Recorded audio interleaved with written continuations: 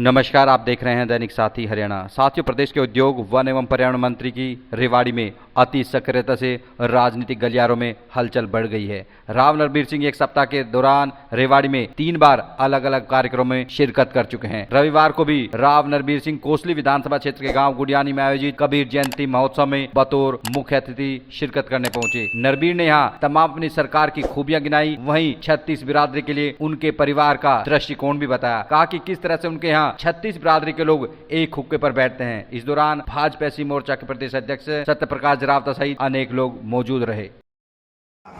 तो उन्होंने अपने यहाँ पर एक हुक्का पानी शुरू किया, हर बिरादरी का एक ही हुक्का। आज भी आप जाओगे तो कोई आपसे ये नहीं पूछेगा किस बिरादरी का है। जो बुजुर्ग होगा हुक्के में समाज करो सर, वो पहली घूंट मारेगा।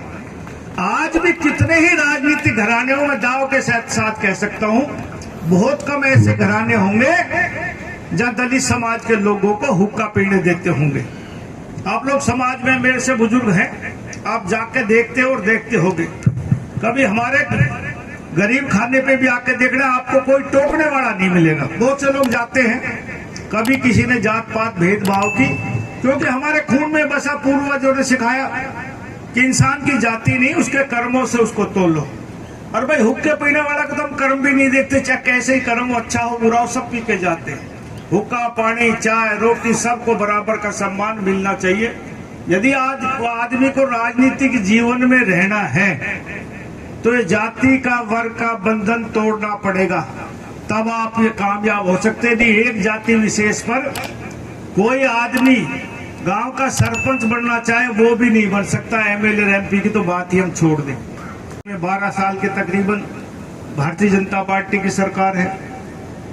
साथियों, जो हमारा इलाका है जिसको हम अहिरवाल का इलाका बोलते हैं, 36 बिरादरी के लोग इस इलाके में रहते हैं।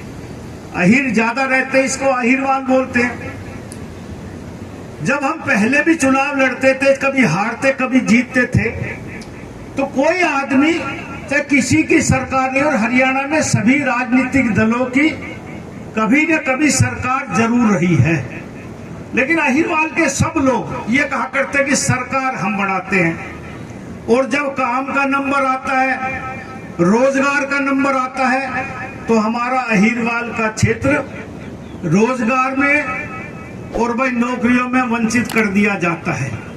लेकिन 2014 में भारतीय जनता पार्टी की सरकार बनने के बाद मनोहर लाल जी ने 2 काम बहुत अच्छे किए। एक तो योग्यता के आधार पर नौकरी, और दूसरा ये जो ट्रांसफर पॉलिसी की, पहले सेक्रेटेरिएट में लाइन लगी रहती थी खास तौर से टीचरों की, और ये अप्रैल मई का महीना तो सेक्रेटेरिएट में पीने का पानी भी खत्म हो जाता था, मिलने का समय भी नहीं मिलता था। ये ऑनलाइन जो ट्रांसफर किया ना, यही कारण है कि हरियाणा में लगातार तीसरी बार आप लोगों के आशीर्वाद से भारतीय जनता पार्टी की सरकार है। ना सिफारिश होती थी, और यदि कोई पैसे वाला पैसे देके लगना भी चाहे तो उसको उचित व्यक्ति नहीं मिलता था। आप पुरानी लिस्टें उठाओ 14 से पहले, एचसीएस की हो, तहसीलदार की हो, ईटीओ की हो, जो बड़ी नौकरी होती थी वो या तो सीएम के हल्के की, या जो बड़े एमएलए मंत्री होते थे उनके रिश्तेदारों की पहले ही लिस्ट आउट हो जाती थी 2-3 दिन पहले।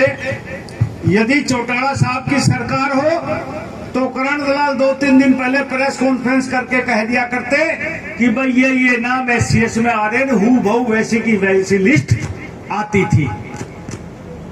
और जब कांग्रेस की हुड्डा साहब की सरकार आई तो अब है चौटाला जी लिस्ट आउट करते थे कि भाई ये आदमी कांग्रेस के नजदीकी है, ये आदमी लिस्ट में आएंगे। सारे के सारे वैसे आते हैं। लेकिन 2014 के बाद कोई लिस्ट आउट नहीं होती। आप इंटरव्यू दे के आएंगे, अगले दिन आपका रिजल्ट, या बस में बैठ के आएंगे, रास्ते में आपका रिजल्ट आउट हो जाता है। एक आम आदमी, सामान्य घर का, किसी वर्ग और जाति का हो, सबको योग्यता के आधार पर नौकरी देती है। और यही कारण रहा कि लगातार तीसरी बार आपके आशीर्वाद से भारतीय जनता पार्टी की सरकार बनी। और साथियों, जहां तक काम का विषय है, इस अहिरवाल में कोई ऐसा जिला नहीं जहां हमने नेशनल हाईवे नहीं जयंती के उपलक्ष्य में आज ये गुड़ियानी में कबीर जयंती मनाएगी। इस उपलक्ष्य में आज यहाँ गुड़ियानी में आगमन हुआ और ये पहली बार हुआ है, पहली भाजपा की सरकार में, कि भारतीय जनता पार्टी ने ही शुरू किया सभी महापुरुषों की जयंती मनाना। और हमारे तो सीएम हाउस का भी मनोहर लाल जी ने कबीर कुटीर नाम रखा। पहली किसी सरकार में कुछ लोग मनाया करते, अब सरकारी तौर पर सभी महापुरुषों की जयंती मनाई जाती, ताकि समाज के लोगों को उन महापुरुषों की जो बातें कही गई उसका स्मरण करके हम समाज को आगे ले जा सकें। अभी मैं पीछे आया था, मैं एक IMT कोसली में भारतीय जनता पार्टी की सरकार ने घोषणा की है कि जो 10 IMT बनेगी उसमें एक पालावास में भी बनेगी, तो उसकी कार्रवाई चालू है। और मैं पिछले दिनों आया था तो मैं लोगों को समझा के गया कि हमने ये पॉलिसी बनाई है, इस पॉलिसी के तहत आप ज़मीन दो। कुछ लोग ज़मीन के भाव तय करते हैं, हमने एक नई पॉलिसी लाए, लैंड पूलिंग एक्ट। उस लैंड पूलिंग में ये है कि जितना डेवलप इलाका होता है, तकरीबन 1 एकड़ में 4000 मीटर ज़मीन होती है, डेवलप 60% हमें मिलती है, वो 2400 मीटर बनती है। तो मैंने ज़मींदारों से कहा कि 2400 मीटर में से 1200 मीटर हम आपको प्लॉट देंगे, ताकि आप आज ज़मीन ना बेचें कि कल को आप ये कहेंगे कि HSIDC अपनी ज़मीन का रेट 60,000 रुपये मीटर बेच रही है, 70,000 मीटर बेच रही है। आज 2-3 करोड़ रुपए एकड़ में ज़मीन बेचोगे तो 3-4 साल के बाद HSIDC जब ज़मीन बेचेगी तो आपको दुख होगा। तो मैंने कहा तुम ज़मीन के आधे मालिक बन जाओ, ताकि तुम्हारी भी ज़मीन 7 करोड़ 8 करोड़ में आने वाले समय में बिकर। जो ज़मीन अब दे रहा है, अब हमारे इलाके में पैदा तकरीबन 1 एकड़ में किसान मुश्किल से 30,000 रुपये की साल में पैदा लेता है। मैंने पॉलिसी बनवाई है कि HSIDC हर साल 1 लाख रुपए 1 एकड़ पे जमींदार को पैदावार ना करने का देगी, और 4 साल तक 1 लाख रुपए साल का देगी। 4 साल में यदि HSIDC डेवलप करके प्लॉट उनको हैंडओवर नहीं करती है तो 4 लाख उनके हो जाएंगे, सरकार कुछ नहीं उनसे लेगी। ये कोसली के बहुत दिनों से भाग ली, और कोसली की जब से मैं सुनता आ रहा हूँ ना, आपस में दोनों की दिक्कत है। ये जिस दिन समझौता कर लेंगे सरकार को कोई दिक्कत नहीं, कोई अड़चन नहीं। जो आया मैंने उसका सम्मान किया, स्वागत किया है। अब जो नहीं आया उसको क्या कहूँ मैं, बताओ आप, वो उनकी मर्जी है साहब। ये भी नहीं आता तो मैं क्या कहता, ये तो इनकी मर्जी के ऊपर है ना। विक्रम जी की घर वापसी हो गई कैसा?